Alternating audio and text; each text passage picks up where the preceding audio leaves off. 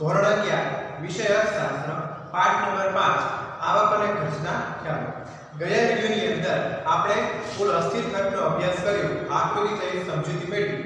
આ વિડિયોની અંદર આપણે કુલ ખર્ચ છે એના આંકડાઓ, કોષ્ટકો અને આકૃતિ સહિત સમજૂતી આપણે મેળવવાનું છે. તો વિદ્યાર્થી મિત્રો, તમે તમારા ચોપડીના પેજ નંબર 50 ઉપર ખાસ ધ્યાન આપો. સૌથી પહેલા આપણે કુલ ખર્ચ છે એની આપણે વ્યાખ્યા જોઈએ, अर्थ જોઈએ. तो સૌથી પહેલા કુલ ખર્ચ, તો કે કુલ ઉત્પાદન અને કુલ ખર્ચ વચ્ચે કાર્યકાળનો સંબંધ છે. કુલ ઉત્પાદન વધુ હોય તો કુલ ખર્ચ પણ વધારે હોય છે. કે પેઢીના કુલ સ્થિર ખર્ચ અને કુલ અસ્થિર ખર્ચનો સરવાળો એ કુલ ખર્ચ છે. તમે જોઈ શકો છો કે અહીંયા કુલ સ્થિર ખર્ચ અને કુલ અસ્થિર ખર્ચ આ બંનેનો સરવાળો એટલે શું બનશે? અહીંયા કુલ ખર્ચ બનશે. કુલ ખર્ચ બરાબર સૂત્ર આપેલું છે, કુલ ખર્ચ બરાબર કુલ સ્થિર ખર્ચ વત્તા કુલ અસ્થિર ખર્ચ. તમે જોઈ શકો છો ઇંગ્લિશમાં પણ લખેલું છે TC એટલે કે total cost equal to TFC. TFC મતલબ કે total fixed cost plus TVC એટલે કે ટોટલ વેરિયેબલ કોસ્ટ. એટલે કે કુલ ખર્ચ બરાબર કુલ સ્થિર ખર્ચ વત્તા કુલ અસ્થિર ખર્ચ, એટલે કે કુલ સ્થિર ખર્ચ અને કુલ અસ્થિર ખર્ચનો સરવાળો એટલે શું બનશે? તો કે કુલ ખર્ચ બનશે. તમે કોષ્ટકમાં પણ જોઈ શકો છો કે પહેલી જે કિંમત આપેલી છે એમાં સ્થિર ખર્ચ 100 રૂપિયા જોવા મળે છે, અસ્થિર ખર્ચ 0 રૂપિયા જોવા મળે છે. એટલે આ બંનેનો સરવાળો એટલે કે 100 + 0 એટલે કે કુલ ખર્ચ બનશે 100. એવી રીતે બીજો એકમ છે એ 10 ઉત્પાદનનું પ્રમાણ છે, 10 એકમના ઉત્પાદનનું પ્રમાણ. તો એની અંદર તમે જોઈ શકો છો કે કુલ સ્થિર ખર્ચ 100 રૂપિયા છે, કુલ અસ્થિર ખર્ચ 50 રૂપિયા છે. તો આ બંનેનો સરવાળો શું થશે? તો કે 150. તો એ શું બનશે? તો કે કુલ ખર્ચ. કારણ કે આપણે વ્યાખ્યાના સૂત્રમાં જોયું કે કુલ ખર્ચ બરાબર કુલ સ્થિર ખર્ચ વત્તા કુલ અસ્થિર ખર્ચ. વિદ્યાર્થી મિત્રો, અહીં બે આંકડા મારી તે કાલ્પનિક લીધેલા છે, તમે તમારી રીતે પણ લઈ શકો છો અથવા બુક મુજબ પણ લઈ શકો છો. ઉત્પાદન વધતા સ્થિર ખર્ચ તો સ્થિર જ રહે છે, જે આપણે અગાઉ પણ જોયું, અહીં પણ આપેલું છે કે ઉત્પાદન વધશે તો સ્થિર ખર્ચ પણ સ્થિર જ રહેશે. કે પરંતુ અસ્થિર ખર્ચમાં શું થાય? તો કે વધારો થાય છે. તેથી કુલ ખર્ચમાં અસ્થિર ખર્ચના વધારાને પ્રમાણ જેટલો વધારો થાય છે. કારણ કે સ્થિર ખર્ચ તો સ્થિર જ છે, પણ અસ્થિર ખર્ચમાં જે ફેરફાર થશે એનો જે વધારો જોવા મળશે એટલો પ્રમાણનો વધારો કુલ ખર્ચમાં જોવા મળશે. કે તેથી કુલ ખર્ચની રેખા અસ્થિર ખર્ચની રેખાની ઉપરના ભાગમાં હોય છે. કે પરંતુ બંને વચ્ચેનું ઊભું અંતર, લંબ અંતર સરખું રહે છે, જે આકૃતિમાં જોઈ શકાય છે. એટલે કેવા શું માંગીએ છીએ કે આ રેખા કઈ છે? તો કે અસ્થિર ખર્ચની, અને આ રેખા છે કુલ ખર્ચની. જો વાક્ય વાંચો શું કહે છે કે અસ્થિર ખર્ચમાં વધારો થાય, સ્થિર ખર્ચ તો સ્થિર જ છે, એમાં કોઈ ફેરફાર થતો નથી, પણ અસ્થિર ખર્ચમાં વધારો થાય છે તો એટલા પ્રમાણનો વધારો કુલ ખર્ચમાં જોવા મળશે. એટલે બંને રેખા કેવી બનશે? તો કે એનું અંતર કેવું બનશે? સરખું, લંબ. ખાલી વધારો છે એને હિસાબે કુલ ખર્ચ રેખા છે તો ઉપર જોવા મળે છે, બાકી બંનેનો ઢાળ કેવો છે? તો કે સરખો છે. કે ઘન ઢાળ છે, સરખો છે. કે જે આકૃતિમાં આપણે જોઈ શકાય છે. હવે વિદ્યાર્થી મિત્રો, હવે આપણે આંકડાઓ આપણે જોઈ લઈએ. કાલ્પનિક માહિતી લીધેલા છે કે ઉત્પાદન એકમનું પ્રમાણ 0, 10, 20, 30 અને 40 છે. ત્યારે સ્થિર ખર્ચ 100, કારણ કે સ્થિર ખર્ચનો નિયમ છે કે એમાં કોઈ ખર્ચમાં ફેરફાર થતો નથી. પરંતુ અસ્થિર ખર્ચ છે એમાં ફેરફાર જોવા મળે છે. તો જ્યારે 0 એકમ છે ત્યારે અસ્થિર ખર્ચ 0, પછી જ્યારે ઉત્પાદન વધે છે ત્યારે ખર્ચ પણ વધશે, કારણ કે અસ્થિર ખર્ચનો નિયમ છે કે ઉત્પાદન વધે એટલે ખર્ચ પણ વધશે, અને ઉત્પાદન ઘટે એટલે ખર્ચ પણ ઘટશે. પુરવઠાના નિયમની જેમ આ સમજવાનું છે આપણે. તો કે કુલ અસ્થિર ખર્ચ એ જ છે, તો જેમ જેમ ઉત્પાદન વધશે એમ ખર્ચ પણ વધશે. હવે આ કુલ ખર્ચ કેવી રીતે મળશે? તો કે સ્થિર ખર્ચ વત્તા અસ્થિર ખર્ચનો સરવાળો એટલે કુલ ખર્ચ પણ આપણને મળશે. તમે જોઈ શકો છો કે 100 + 0 એટલે કે 100, 100 + 50 એટલે કે 150, 100 + 100 = 200, 100 + 150 એટલે કે 250, અને છેલ્લે 100 + 200 એટલે છેલ્લે 300 રૂપિયા ખર્ચ આપણને જોવા મળે. જે શું છે? તો કે કુલ ખર્ચ છે. આ બધા જે આંકડાઓ આપેલા છે એને આપણે આકૃતિમાં દોરવાના છે. વિદ્યાર્થી મિત્રો, અહીં આપણે ત્રણ ખર્ચ છે: સ્થિર ખર્ચ, અસ્થિર ખર્ચ અને કુલ ખર્ચ. એટલે એક જ આકૃતિની અંદર આપણે આ ત્રણ રેખાઓ આપણે દોરવાની છે અને આપણે સમજવાનું છે. સૌથી પહેલા આપણે શું લેશું કે પહેલા કોષ્ટકમાં આપણે શું લીધેલું છે? તો કે સ્થિર ખર્ચ લીધેલું છે. એટલે પહેલા આપણે કઈ આકૃતિ દોરશું, કઈ રેખા દોરશું? તો કે સ્થિર ખર્ચની રેખા દોરશું.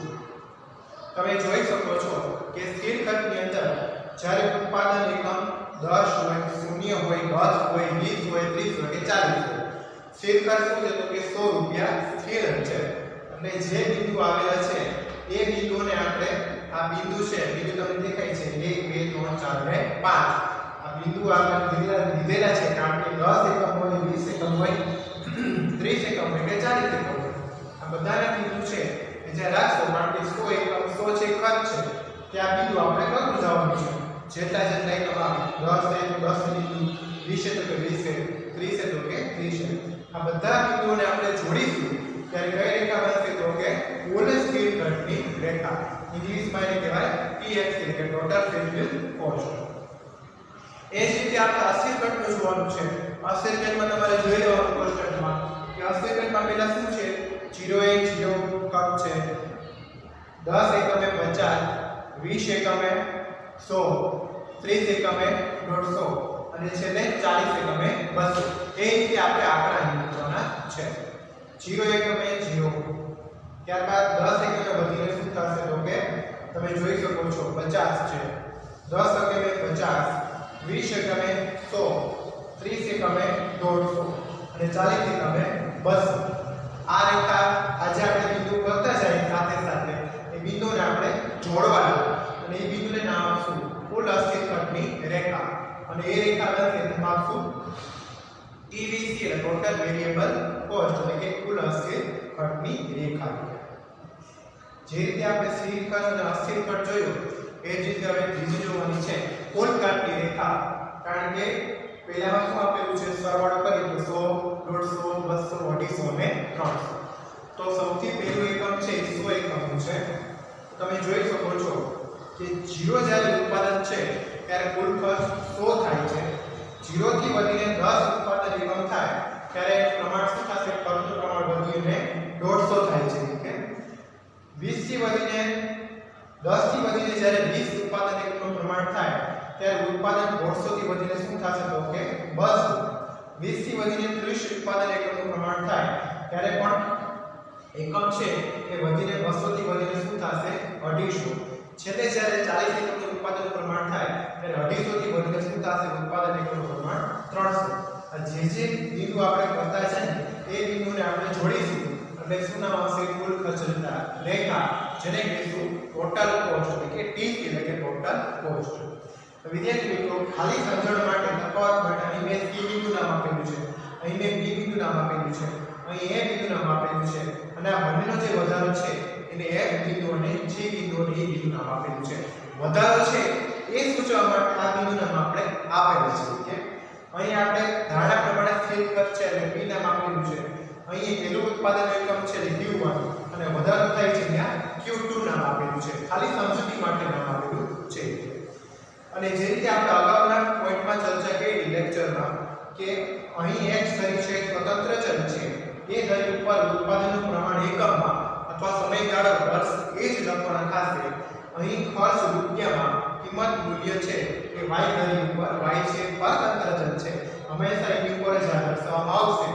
અને સ્કેલમાં x અક્ષ ઉપર 1 સેન્ટીમીટર બરાબર કેટલા એકમ લીધેલા છે? તો કે 10 એકમ લીધેલા છે. અને y અક્ષ ઉપર 1 સેન્ટીમીટર બરાબર કેટલા એકમ લીધેલા છે? તો કે 50 રૂપિયા. તમે જોઈ શકો છો 50, 100, 150, 200, 50 તફાવત જોવા મળે છે. હવે તમે જોઈ શકો છો, તમે તમારા ચોપડીના પેજ ઉપર ધ્યાન આપવાનું કે આકૃતિમાં y ધરી ઉપર ઉત્પાદન અને y ધરી ઉપર ખર્ચ દર્શાવવામાં આવે છે. હમણાં જ કીધું તમને, જેમ જેમ ઉત્પાદન વધે છે તેમ તેમ સ્થિર ખર્ચમાં કોઈ ફેરફાર થતો નથી. આ જો રેખા તમે જોઈ શકો છો, ઉત્પાદન વધશે પણ સ્થિર ખર્ચમાં કોઈ ફેરફાર થશે નહીં. પરિણામે ઉત્પાદન વધતા કુલ ખર્ચ પણ વધે છે, પણ સામે શું થશે? અસ્થિર ખર્ચમાં ફેરફાર થાય અને કુલ ખર્ચમાં પણ વધારો જોવા મળે છે. સ્થિર ખર્ચની રેખા OI ધરી પર P બિંદુથી શરૂ થાય છે. તમે જોઈ શકો છો અહીં P બિંદુ નામ આપેલું છે, અહીંથી શરૂ થાય છે. કઈ રેખા? સ્થિર. એ દર્શાવે છે કે જ્યારે ઉત્પાદન શૂન્ય હોય ત્યારે પણ ખર્ચ OP, આ O અને P એટલે કે 100 જેટલો થાય છે, અને ઉત્પાદન વધશે તો પણ શું થશે? ખર્ચ 100 જેટલો રહે છે. જ્યારે આપણે OP જેટલું ઉત્પાદન થાય ત્યારે સ્થિર ખર્ચની રેખા સ્થિર જ રહે છે. જેમ જેમ ઉત્પાદન વધશે કુલ સ્થિર ખર્ચ સ્થિર રહે છે, પણ કુલ અસ્થિર ખર્ચ વધતું જાય છે. અસ્થિર ખર્ચની રેખા જોઈએ એમાં શું થશે? વધારો 0, 50, 100, 150, 200 એમાં વધશે. બાકી સ્થિર ખર્ચ સ્થિર રહેશે, પણ અસ્થિર ખર્ચમાં વધારો જોવા મળશે. તો અસ્થિર ખર્ચ વધશે એટલે કુલ ખર્ચની રેખા પણ વધશે. એનો પણ રેખા છે ઉપર તરફ વધતી દેખાશે. તેથી કુલ અસ્થિર ખર્ચની રેખા ડાબી બાજુથી જમણી બાજુ નીચેથી ઉપર તરફ જતી હોય છે, અને કુલ ખર્ચની રેખાને સમાંતર હોય છે. ડાબીથી જમણી ઉપર અથવા જમણીથી ડાબી નીચે પણ કહી શકાય છે. તો એમ તમને જોવા મળે છે આને હિસાબે માત્ર આ જે વધારો જોવા મળે છે એના હિસાબે કુલ ખર્ચ રેખામાં પણ વધારો જોવા મળશે, ફેરફાર જોવા મળશે. બાકી આ બંને જે રેખા છે એનો ઢાળ સરખો સમાંતર જ જોવા મળશે. ઉપર ડાબીથી જમણી ઉપર બાજુ ખસતી એમ પણ કહી શકાય છે. બુકમાં પણ એ પ્રમાણે લખેલું છે. હવે જ્યારે ઉત્પાદન શૂન્ય હોય ત્યારે કુલ અસ્થિર ખર્ચ પણ શું થાય? તો કે શૂન્ય થાય છે. ઉત્પાદન શૂન્ય હોય એટલે કુલ અસ્થિર ખર્ચ પણ શું થાય? તો કે શૂન્ય થાય છે. ઉત્પાદન શૂન્ય હોય ત્યારે કુલ સ્થિર ખર્ચ OP હોય છે. આ O અને P એટલે કેટલો? તો કે 100 હોય છે. અને અસ્થિર ખર્ચ શૂન્ય અને કુલ ખર્ચ OP હોય છે, કારણ કે સમાન જ છે. સ્થિર ખર્ચ શું છે? અસ્થિર ખર્ચ કાંઈ નથી. એનો મતલબ કે સ્થિર ખર્ચ અને કુલ ખર્ચ બંને પહેલા એકમાં શું થશે? સરખા થશે. 100 અને 100 બંને સરખા. એને શું નામ આપ્યું? O અને P, OP. બરાબર છે. હવે ત્રીજી બાબત છે ઉત્પાદન OQ હોય એટલે કે OQ1, આ Q1 એટલે કે વધ્યું. ઉત્પાદન 0 માંથી 10 થયું ત્યારે કુલ સ્થિર ખર્ચ શું થશે? Q1B એટલે કે 100 થી 100 જશે, પણ એ B બિંદુ નામ આપણે આપેલું છે. Q1B બરાબર છે 100 જ રૂપિયા, પણ એ B બિંદુ આપણે નામ આપેલું છે. ત્યારે અસ્થિર ખર્ચ શું બનશે? Q1C.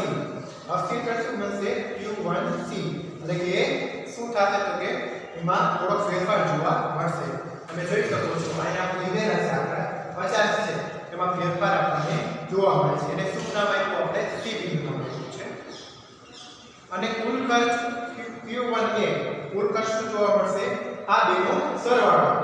કુલ ખર્ચનો મતલબ સ્થિર અને અસ્થિર ખર્ચનો સરવાળો એટલે કે Q1A એ બિંદુ નામ આપેલું છે. તમે જોઈ શકો છો કે બીજા એકમમાં આપણે 150 એકમ થાય છે, બરાબર છે? 150 થાય છે. તો અહીં 150 છે એ બિંદુ શું નામ આપેલું? આપણે A બિંદુ નામ આપેલું. અહીં શું છે? Q1 એટલે Q1A થાય છે. પછી છેલ્લી બાબત છે કે ઉત્પાદન OQ2 અહીંયા 30 છે, ત્યાં આપણે Q2 નામ આપેલું છે. ત્યારે કુલ સ્થિર ખર્ચ શું જોવા મળે છે? Q2F, F જેટલો સરખો જ છે, 100 રૂપિયા છે. જ્યારે અસ્થિર ખર્ચ O2G, O2 અને G એ થોડો વધી જાય છે. અને કુલ ખર્ચ O2E, O2 અને એ પણ વધી જશે, કારણ કે અસ્થિર ખર્ચ વધશે એટલે કુલ ખર્ચ પણ વધશે. તો વિદ્યાર્થી મિત્રો, આપણે આજે આ વિડિયોની અંદર કુલ ખર્ચ છે એની આપણે માહિતી મેળવી લીધી. ફરીથી કહીએ, કુલ ખર્ચ એટલે કે કુલ સ્થિર ખર્ચ વત્તા કુલ અસ્થિર ખર્ચ આ બંનેનો સરવાળો. ઇંગ્લિશમાં આપણે જોઈએ તો TC એટલે કે ટોટલ કોસ્ટ બરાબર TFC એટલે કે total fixed cost plus TVC એટલે કે ટોટલ વેરિયેબલ કોસ્ટ. ટૂંકમાં કુલ ખર્ચ એટલે કે કુલ સ્થિર ખર્ચ વત્તા કુલ અસ્થિર ખર્ચ એટલે કે કુલ અસ્થિર ખર્ચ અને કુલ સ્થિર ખર્ચ આ બંનેનો સરવાળો એટલે શું બનશે? કુલ ખર્ચ. તો વિદ્યાર્થી મિત્રો, આ વિડિયોની અંદર આપણે કુલ ખર્ચના કોષ્ટક સ્વરૂપે અને આકૃતિને સમજૂતી સ્વરૂપે આપણે માહિતી મેળવી. આવનારા વિડિયોની અંદર આપણે સરેરાશ સ્થિર ખર્ચ અને માહિતી આપણે મેળવીશું.